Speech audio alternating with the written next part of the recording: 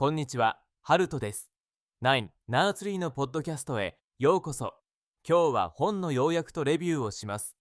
現代社会は情報があふれ、日々様々な選択や判断を求められる場面が多くなっています。そのような時代において、論理的な思考力と直感的なひらめき力のバランスこそが、神の高いアウトプットを生み出す重要な鍵となります。思考公職、思考力の地図、論理とひらめきを使いこなせる頭の作り方なくは、論理と直感の二大思考を地図のように体系化し、どのように活用し、共存させるべきかを丁寧に解説した一冊です。この本では、思考スタイルに偏りがちな現代人に向けて、思考の地図を示すことで、誰もが持つ論理的、直感的側面をうまく使いこなせる方法を伝授します。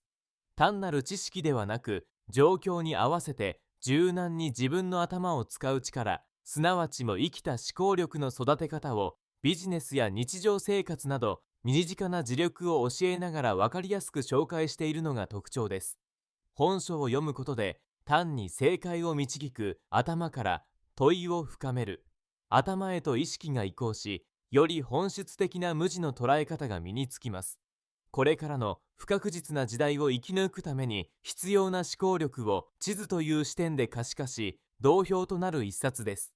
この本の重要なポイントをお伝えします。まず最初に、論理的思考力の本質と伝え方。本書の最初の重要トピックが、論理的思考力の本質とその伝え方です。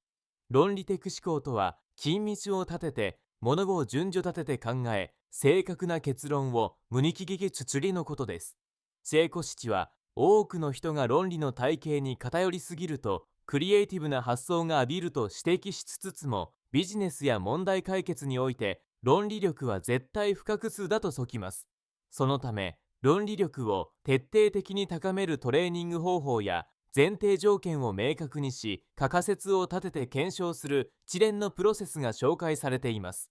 また、論理的に考える腕で限りがちなバイアスや思い込みの罠についても演技し、論理力を使いこなすための注意点も丁寧に解説しています。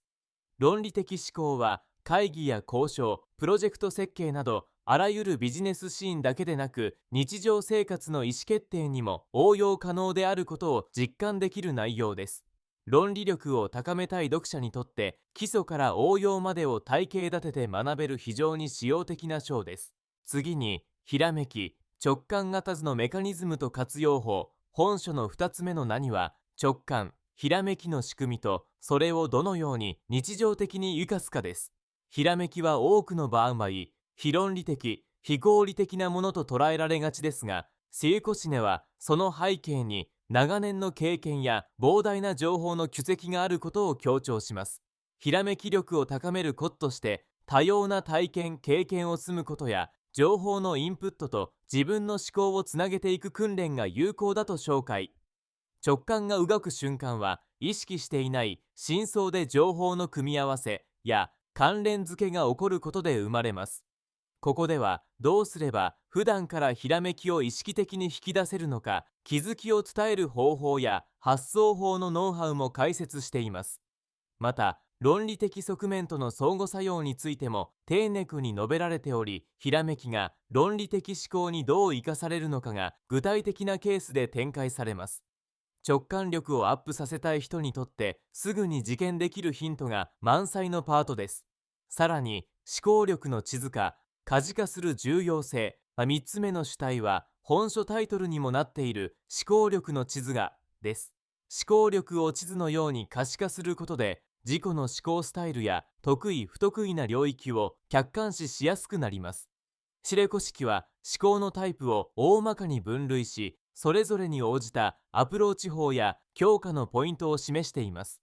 自分の思考の現在地と進むべき方向性を見極め、多角的な視点で物理を捉える力を育てることの重要性が強調されています。例えば、倫理性、直感性、それぞれの思考地図にどんな特徴があり、そのメリットデメリットは何かが都会などを用いて説明されている分、この章は実際に思考の地図化を試みたい人にとって参考になります。市議とや学業だけでなく、日常の問題解決にも応用できるカジカの技法を習得できる点が魅力です。そして、倫理と思考の肖像効果、統合思考の勧め、次に使われるのが、倫理とひらめき、双方を統合した統合思考の重要性です。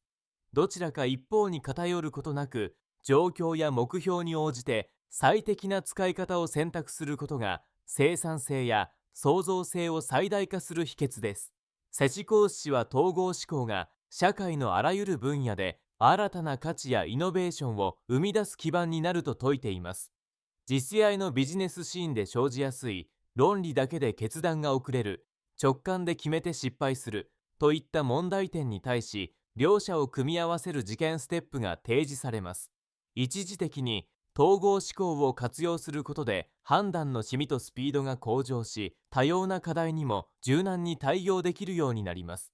さらに、リーダーやチームの意思決定においても統合思考が重要であること、協調と変革の両立のために不可欠であることも強調されており、読み手の行動を変える説得力ある内容になっています。最後に、問いを深めるらと学びの習慣化。本書最後のポイントは、問いを深める力らとそれに基づく学びの習慣化です。単に答えを出すだけではなく、なぜ、本当にそうかと問い続ける姿勢が自分の思考力を飛躍的に高めます。カシコス氏は、問いを立てる片手で思考の服や甘さが増し、固定観念や既存の枠にとらわれない自由な発想が生まれることを具体力で試しています。問いを深めることで、論理的検証とひらめきの融合が自然に促進され、学びが連鎖的に広がっていきます。また、こうした思考習慣を日常生活やご指示の中でどう取り入れるか、具体的なアクション方法も提案されており、思考理想上を持続的な自己成長へとつなげるヒントが詰まっています。この章は、学びを止めたくないすべての人にとって秘読の内容となっています。結論として、思考力の地図は、論理的思考とひらめき、直感型にという二大思考のバランスを体系立てて学びたい人、また現在の思考パターンに行き詰まりを感じている人、そして仕事や日常でより神の高いアイデアや問題解決を求めるすべてのビジネスパーソンや学生、自己啓発に関心のある方に強くお勧めできる一冊です。また、リーダーや指導者、教育関係者がチームや生徒の思考力を引き出すヒントとしても活用できる内容となっています。本書は単なる思考テクニック本にとどまらず、思考スタイルをマッピングして、今の自分とこれから進むべき方向を客観的に見つめ直す材料を与えてくれます。プラクティカルなトレーニング方法やケーススタディが豊富に盛り込まれており、ロジカルシンキングの入門から直感を生かす時間数まで幅広く学べます。そのため、他の同じジャンルの書籍と比べて、理論と時間、論理と直感の両面をバランスよく網羅し、かつ読後すぐ使用に役立つ点が最大の強みです。複雑な時代を生き抜くために重要なのは、知識の量よりも自分に合った使い方を知るメタ認知的思考力。本書はまさにその力を養うための最良の指南書と言えるでしょう。自身の思考スタイルを見直し、変革の第一部を踏み出したい方に個別の価値をもたらしてくれる一冊です。ご資源いただける場合は、いかしこつこ、ポッドキャストの説明に記載した Amazon リンクから本を購入できます。どごの感想をぜひお聞かせください。それではまた。